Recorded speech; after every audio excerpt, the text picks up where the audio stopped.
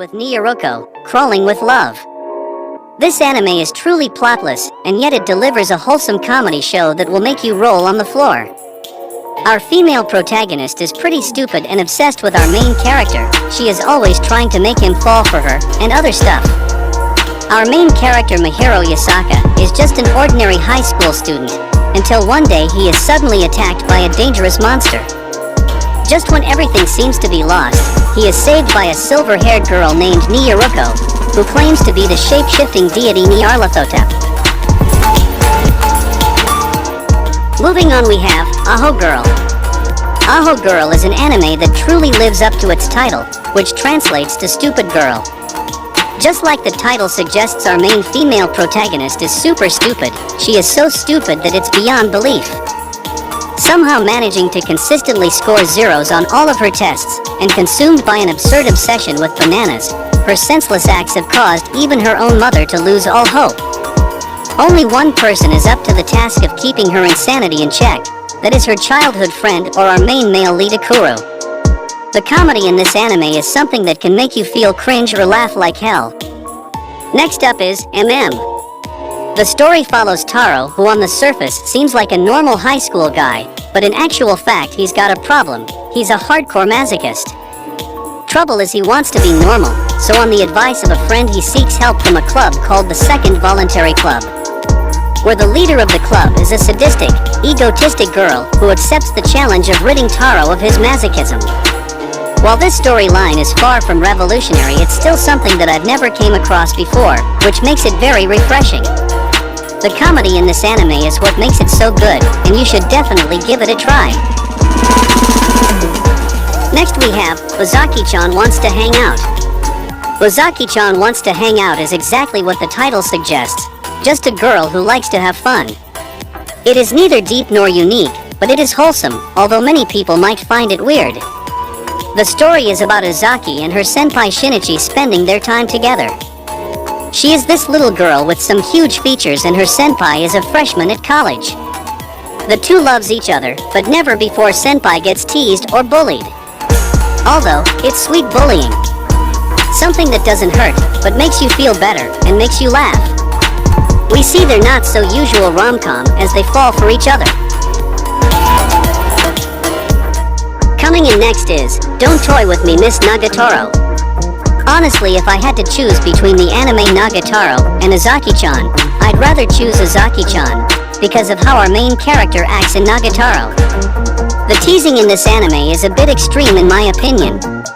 Some people like it and some hate it very much. Honestly, the fact that our main character is a wimp and the female lead is always bullying him is pretty disturbing to me personally. I don't know if everybody will find it amusing, but it's up to them. This is certainly not a typical rom-com. You would find it's way more than that. Also, as we go on, we find that our main character tries getting a backbone and resist the intense teasing from Nagatoro. Next on the list is The Duke of Death and His Maid. I was really surprised with this anime. I never expected it to be like this. In fact, I expected it to be very dark. While it is still dark at some moments, we usually get more rom-com. Our main character was cursed by a witch when he was very young, then he gained the unwanted power to kill every living thing he touches. Later he was exiled from his home, and he lives in a faraway place where people won't be affected by his power. But he is not alone, as he is accompanied by his maid and butler. His maid is Alice, who loves to tease him, and they both have feelings for each other. I found it to be pretty interesting, not to mention that it's mostly CGI. Using CGI is a dangerous move for an anime due to its poor use. But somehow they managed to make it pretty good. It bugged me for a while, but later I stopped worrying about it. Next we have Tanteiwa. Our main character is a person who always gets into trouble, and by trouble I mean very big ones. From getting caught up in a crime scene to accidentally witnessing a drug deal, trouble seems to find him around every corner. One day he is suddenly kidnapped and given a task to take a suitcase with him to another country through a flight. There he meets a beautiful girl with silver hair who goes by the codename Siesta. Declaring herself a detective, she unceremoniously drags him into a case in the plane as her assistant. This marked the beginning of their journey, and both of them swore to protect each other. Sadly, the author of this anime made her die in the first episode, hence the title Tanti wa Mou shindeiru. Moving on, we have Rascal Does Not Dream of Bunny Girl Senpai. This is probably one of my most favorite romance anime ever.